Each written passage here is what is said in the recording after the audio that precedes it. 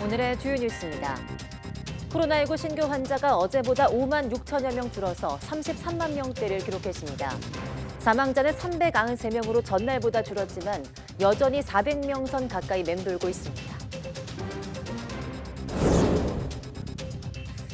김부겸 국무총리가 지난주 대비 이번 주 확진자가 하루 평균 5만 명가량 적게 나오는 등 오미크론 확산세가 고비를 넘고 있다고 밝혔습니다. 다수의 연구팀도 현 수준 방역 정책이 유지된다면 앞으로 완만한 감소세를 보일 거라는 예측을 내놓았습니다. 정부가 선별진료소에서 신속 항원 검사를 중단하는 방안을 추진 중인 것으로 확인됐습니다. 신속 항원 검사는 동네 병의원, PCR 검사는 선별진료소로 이원화해서 보건당국이 검사보다 치료에 집중하겠다는 뜻으로 풀이됩니다. 만 65세 이상 노인의 경우 백신을 추가 접종한 뒤 4개월이 지나도 입원 예방 효과가 85% 유지되는 것으로 확인됐습니다. 하지만 65세 이하 성인에서는 추가 접종 4개월 뒤 입원 예방 효과가 67%로 낮아지는 것으로 나타났습니다. 오늘 밤부터 내일 오전 사이 전국적으로 여름철 같은 많은 비가 내릴 것으로 예보됐습니다. 특히 해안가는 태풍급 돌풍이 몰아칠 것으로 보여서 시설물 피해가 생기지 않게 주의가 필요합니다.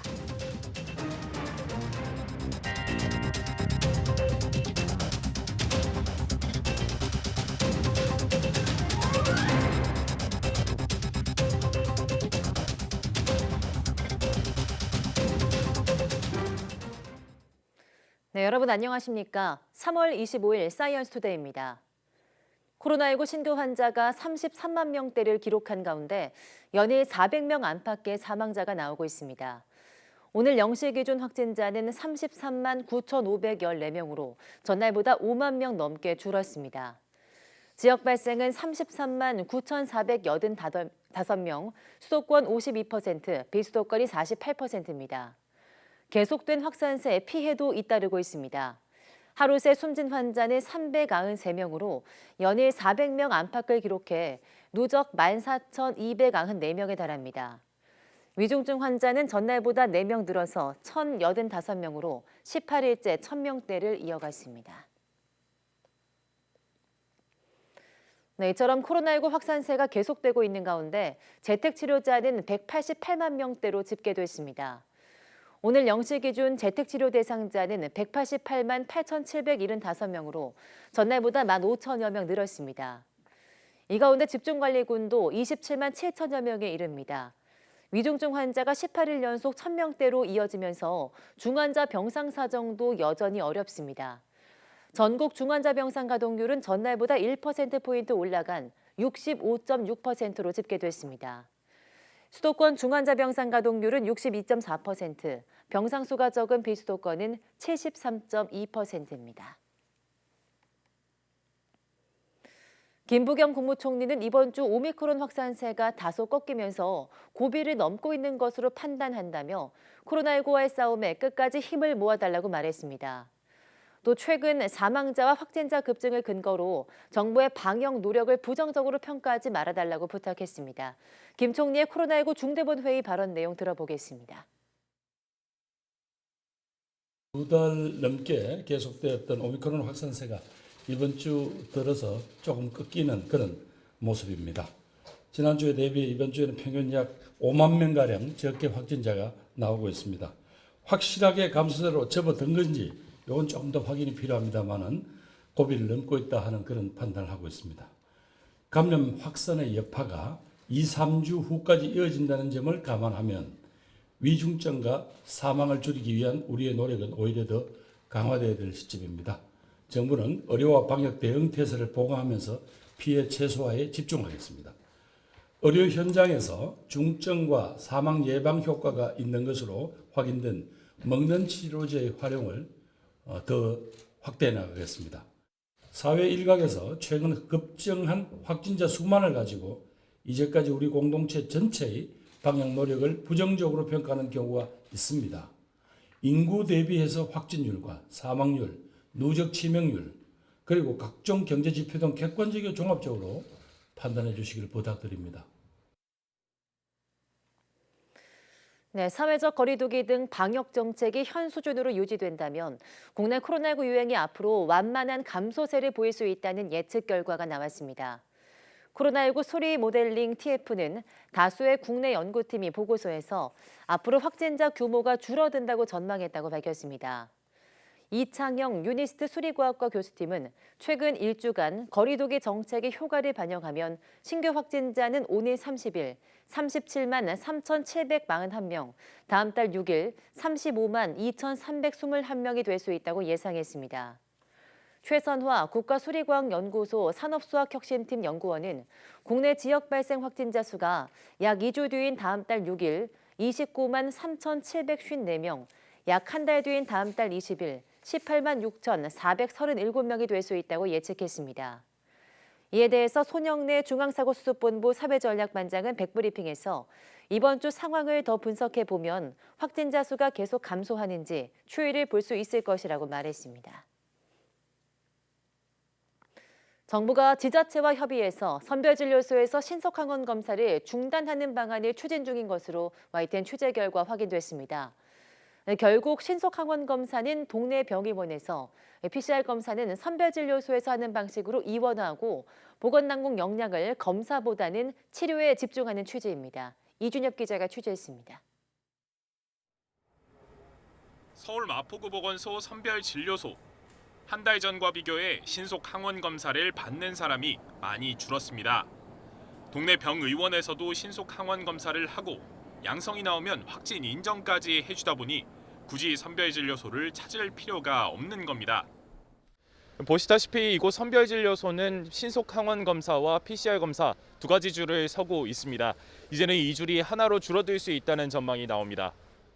YTN이 허종식 더불어민주당 의원실을 통해 확보한 보건소 선별진료소 및 임시선별검사소 신속항원검사 중단 관련 의견 요청 공문입니다. 선별진료소 신속항원검사를 중단할지, 중단한다면 언제 할지, 검사를 중단하는 대신 자가진단키트를 배부해야 할지를 묻는 내용입니다. 지난 17일 중앙방역대책본부는 서울시는 29개 자치구에 이 공문을 보낸 것으로 확인됐습니다.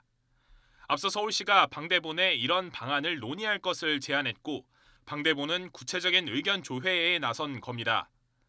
정점을 지켜보자는 취지로 응답한 2개 자치구를 뺀 모든 자치구가 중단에 동의해 서울시도 이런 내용을 방대본에 전달한 것으로 전해졌습니다. 방역당국이 이런 논의를 시작하게 된 건 자가진단키트와 동네 병의원 신속항원검사가 활성화되는 상황에서 보건소 역량을 검사보다는 치료에 집중하자는 뜻이 담긴 것으로 풀이됩니다. 검사를 중단하는 대신 자가진단키트를 한 명당 1개씩 나눠주자는 의견이 가장 많았고 빠르면 새로운 사회적 거리두기가 적용되는 다음 달 4일부터 전국적으로 시행될 가능성이 큰 것으로 알려졌습니다. 보건소 현장 인력이나 일반 시민들은 이 같은 시행에 대체로 긍정적인 반응입니다. 저희 보건소에서 일단은 PCR 검사를 집중적으로 하게 되면요. 지금 현재 워낙 확진자 수가 많다 보니까 이제 다른 쪽으로 저희가 기초역학이라든지 이런 부분으로 좀 인력이 좀 더 투입될 수 있을 것 같아서 그런 부분에서 많이 도움이 될 것 같습니다. 저는 딱히 상관없을 것 같아요. 확진자도 늘어나고 있고 다른 동네에서 하는 방법도 괜찮은 것 같다고 생각합니다. 신속항원 검사 줄이랑 PCR 줄이랑 좀 많이 헷갈려가지고 줄 잘못 서시는 분들은 또 다시 이제 1시간을 기다리게 되는 그런 상황들을 이제 봤었어가지고 아마 그렇게 되면 좀 더 저는 편리하지 않을까.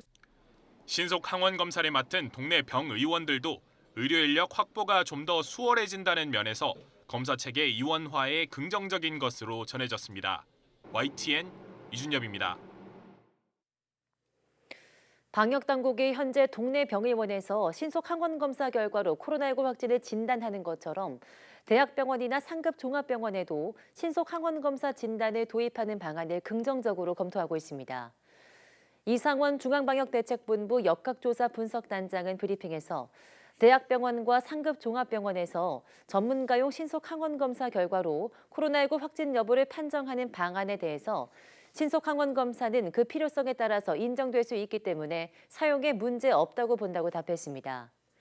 이상원 단장은 다만 구체적인 지침은 따로도 안내를 통해서 말씀드리겠다며 현재 이와 관련된 시행 지침은 마련되지 않았다고 밝혔습니다. 만 65세 이상에서 코로나19 추가 접종을 한 뒤 4개월이 지나도 효과가 상당히 유지된다는 분석이 나왔습니다. 영국 보건안전청은 주간 백신 관찰 보고서에서 이 같은 내용의 분석 결과를 발표했습니다. 보건안전청에 따르면 65세 이상에서 추가 접종 2주 후 입원 예방 효과는 91%인데 15주 후에는 85%가 됐습니다. 조금 낮아지긴 했지만 여전히 높은 수준입니다. 18세에서 64세에서는 추가 접종이 입원을 막는 효과가 2주 후 88%에서 15주 후 67%로 떨어졌습니다.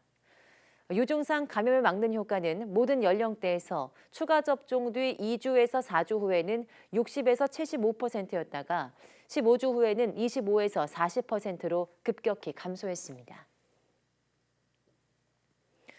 코로나19에 걸린 임신부가 집 근처에서 출산할 병원을 찾지 못해 250km 떨어진 확진자 전담병원으로 이송돼 아기를 낳았습니다.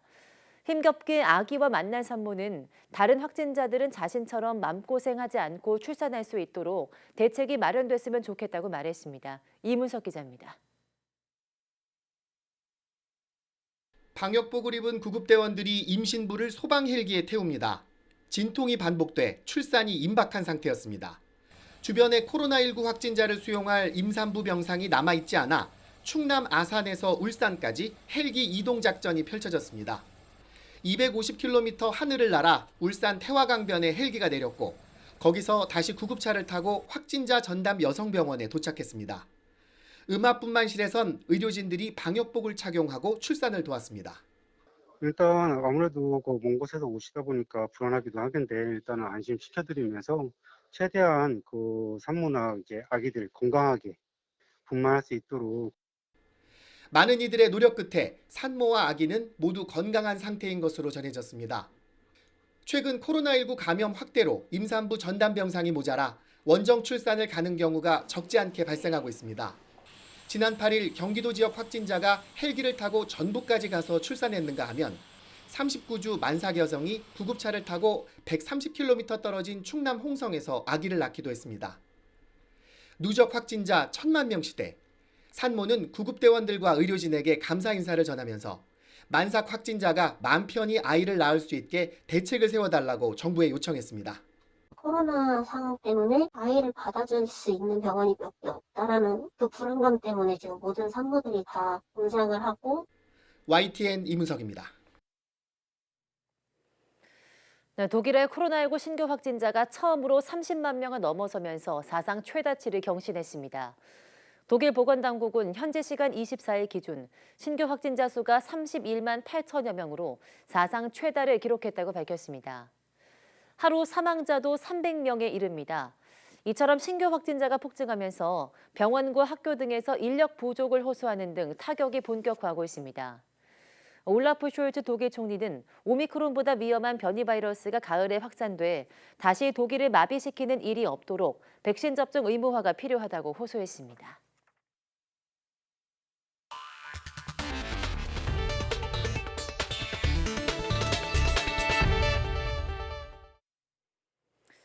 네, 봄이 완연해지고 꽃이 피기 시작하는 춘3월이지만 올해 날씨는 예년 같지 않습니다. 오늘 밤부터 내일 오전 사이 전국에 마치 여름철 같은 많은 비가 내리고 해안가에는 태풍급 돌풍이 몰아칠 것으로 보입니다. 보도에 정혜윤 기자입니다. 봄 기운이 완연해지고 앞다퉈 봄꽃이 피는 춘3월. 하지만 올봄에는 날씨가 예년 같지 않습니다. 지난 주말 봄 폭설이 쏟아진 데 이어 이번에는 태풍급 비바람이 예고됐습니다. 기상청은 금요일인 오늘 밤부터 토요일 오전 사이 전국에 마치 여름비처럼 많은 비가 쏟아지겠다고 밝혔습니다. 강한 저기압이 우리나라를 통과하는데 남서쪽에서 다량의 수증기가 공급되며 비구름이 강하게 발달할 것으로 보이기 때문입니다. 고온다습한 공기의 영향을 직접적으로 받는 제주도와 남해안 지방을 중심으로 최대 100mm가 넘는 매우 많은 비로 인해 호우특보가 발표될 가능성이 있습니다. 제주 산간에는 최고 250mm 이상의 집중호우가 쏟아지겠고 지리산 등 남해안에는 80mm 이상, 서울 등 수도권에도 20에서 70mm의 봄비답지 않은 많은 비가 오겠습니다. 특히 이번 비는 태풍에 버금가는 강풍까지 동반할 것으로 보여 시설물 피해도 우려됩니다. 제주도와 남해안, 서해안 등 해안가에는 초속 25m, 시속 90km에 달하는 태풍급 돌풍이 불 것으로 보입니다. 대형 크레인이 넘어지고 간판이 파손되는 것은 물론 많은 비에 해빙기 옹벽이나 축대 붕괴, 산사태가 발생할 가능성도 큽니다. 해상에도 강풍과 높은 파도로 선박 침몰이나 충돌 사고, 양식장 피해 등이 우려돼 사전에 철저한 대비가 필요합니다. YTN 정혜윤입니다. 차량 난방용으로 사용되는 무시동 히터 일부 제품은 히터가 작동되지 않는 등 비정상적 연소 조건에서는 일산화탄소 농도가 일반적인 안전기준치의 137배까지 배출될 수 있어서 각별한 주의가 필요한 것으로 나타났습니다. 한국소비자원은 온라인에서 판매 중인 무시동 히터 10개 제품을 대상으로 배출가스와 기기 안전성을 조사한 결과 이같이 나타났다고 밝혔습니다. 조사 결과를 보면 10개 제품 모두 정상적인 작동 조건에서는 일산화탄소 농도가 0.01% 이하 나타났지만 일부 제품은 히터가 작동되지 않는 등의 조건에서는 일산화탄소 농도가 9.65%까지 배출될 수 있어서 사고 우려가 컸습니다. 네, 경기도 평택시 지역이 국내 첫 수소 모빌리티 특구로 조성됩니다. 이 수소 상용차 보급을 늘리고 충전소 기반 시설을 확충해서 수소 모빌리티 전환에 속도를 낸다는 계획입니다. 김학무 기자입니다. 환경부와 경기도 평택시가 수소 모빌리티 특구 조성을 위한 협약을 체결했습니다. 협약에는 현대차와 SK, 한국가스기술공사 등도 함께 참여했습니다. 협약에 따라 이들 기관과 업체는 평택시에 2030년까지 수소 상용차 850대를 보급하고 수소 충전소를 6곳으로 늘립니다. 수소 모빌리티를 선도하는 기지로서의 역할이 있고요. 특히 이제 평택의 경우에는 굉장히 잠재성이 크기 때문에 환경도 잡고 경제도 잡고 하는 아마 양축을 다 잡는 특구가 될 것이다 이렇게 보고 있습니다. 특구의 중심은 내년에 완공하는 평택항 수소교통 복합기지. 이곳을 거점으로 항만과 물류용 수소 트럭과 수소 청소차, 통근용 수소버스를 운행하게 됩니다. 광역버스와 시내버스 250대도 수소버스로 전환합니다. 평택항에서 현대 기아차 생산 공장을 오가는 노선에도 세계 첫 수소 차량 운반차를 투입합니다. 온실가스와 미세먼지 배출의 주요 원인 중 하나로 꼽히던 내연기관 버스와 화물차를 수소차로 대체하는 겁니다. 그 수소 모빌리티 특구로 지정되면 앞으로 수소로 전환이 빨라지고 그러면 이제 대기 환경도 굉장히 깨끗해지고 우리나라 또 수소 산업에도 크게 도움이 될 것으로 저희가 보고 있습니다. 평택 지역은 수송 부문 온실가스 배출량이 전국적으로도 가장 많은 곳으로 꼽히는 만큼 이번 수소 상용차 전환에 따른 효과가 클 것으로 보입니다.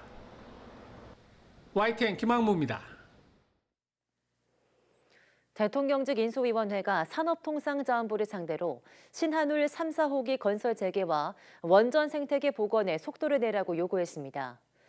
인수위 경제 2분과는 어제 오후 산업부 업무보고를 마친 뒤 이같이 밝혔습니다. 사실상 문재인 정부의 탈원전 정책에 대한 폐기를 촉구한 것으로 이에 산업부는 원전 정책을 재정립하겠다고 답했다고 인수위는 설명했습니다.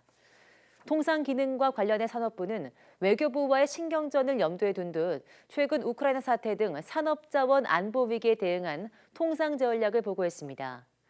또 산업혁신 일자리 창출 강화 전략으로는 글로벌 공급망과 디지털 전환, 탄소 중립 등 3대 변화 요인을 새로운 기회로 활용해서 글로벌 공급망을 선도하고 국가 주력 산업을 육성하겠다고 강조했습니다. 네, 북한이 어제 동해상으로 대륙간 탄도미사일 ICBM을 발사했는데요. 미국 백악관은 북한의 발사 직후 내놓은 성명에서 유엔 안보리 결의에 대한 뻔뻔한 위반이라고 비판했습니다. 유럽을 순방 중인 바이든 대통령도 각국 정상들과 북한의 이번 발사를 강력히 규탄하면서 공동 대응에 나섰습니다. 워싱턴 강태욱 특파원이 보도합니다. 우크라이나 사태 대응책을 논의하기 위해 벨기에 브뤼셀을 방문 중인 바이든 대통령이 북한의 도발을 규탄했습니다. 이어 북한에 대한 외교 필요성을 강조했습니다.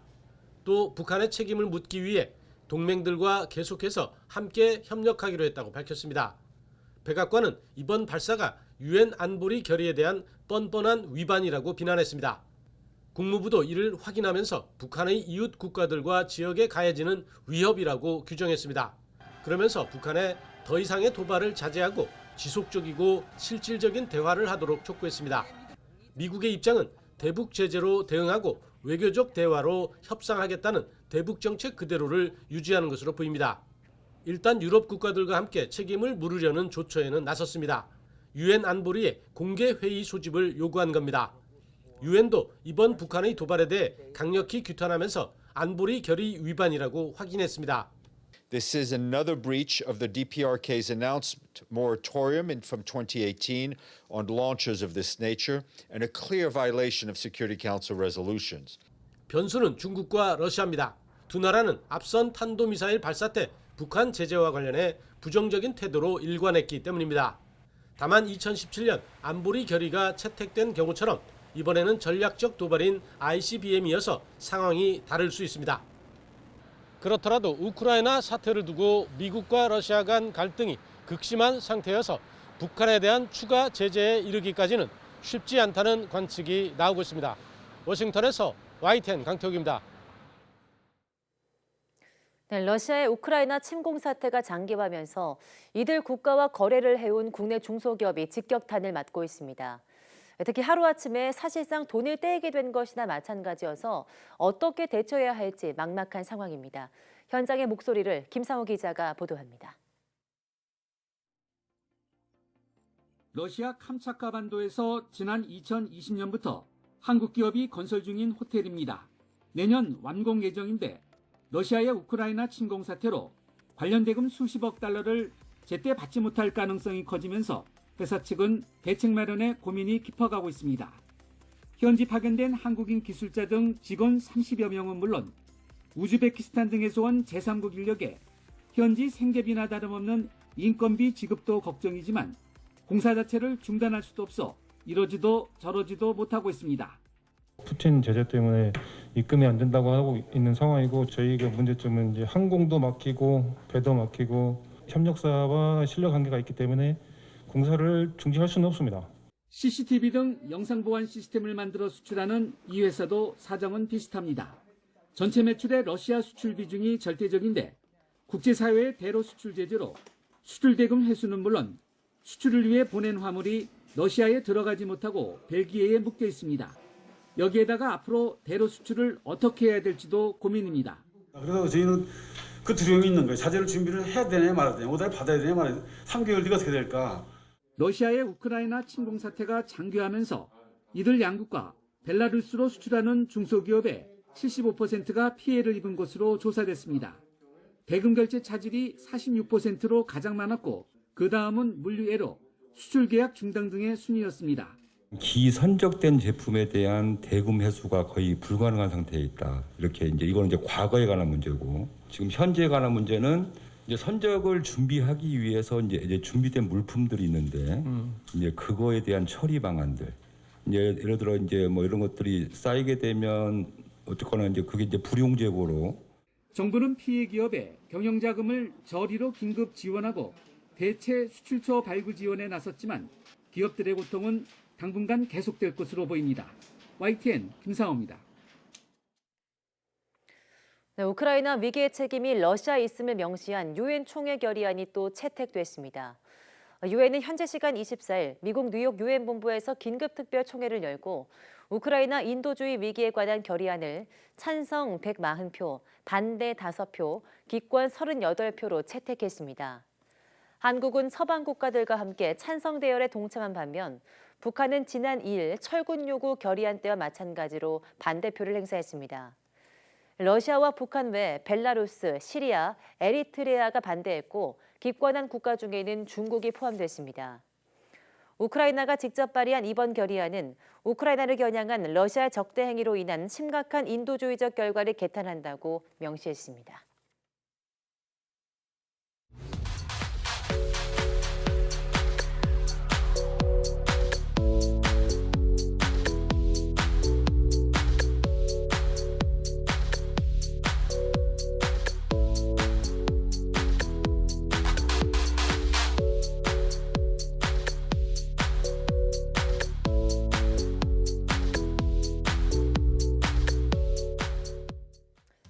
우리가 살고 있는 세상은 하루하루 다르게 빠르게 변화하고 있습니다. 이렇게 빠른 변화를 가능하게 하는 힘은 바로 과학일 텐데요.